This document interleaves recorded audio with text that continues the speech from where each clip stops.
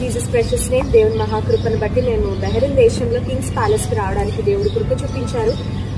Psalms 144 verse 12, 144 కీర్తన 12వ వచనంలో ఒక చక్కని మాట ఉంది.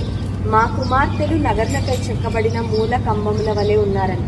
ఆ daughters are like pillars carved to adorn a palace. రాజ అంతఃపురంలో ఉన్న ప్యాలెస్ కు మరి ఈ పిల్లర్స్ అన్ని చూస్తూ ఉంటే చాలా అద్భుతంగా ఉన్నాయి. చాలా చక్కని ఆర్టిస్టిక్ గా వీటిని చెక్కడం జరిగింది. కుమార్తెలు కూడా కుటుంబానికి ఆ విధంగా ఒక గ్రేట్ స్ట్రెంగ్త్ అని, they are not only beautiful but they are also a strength to the family అని దేవుని వాక్యంలో మనం చదువుతున్నాం.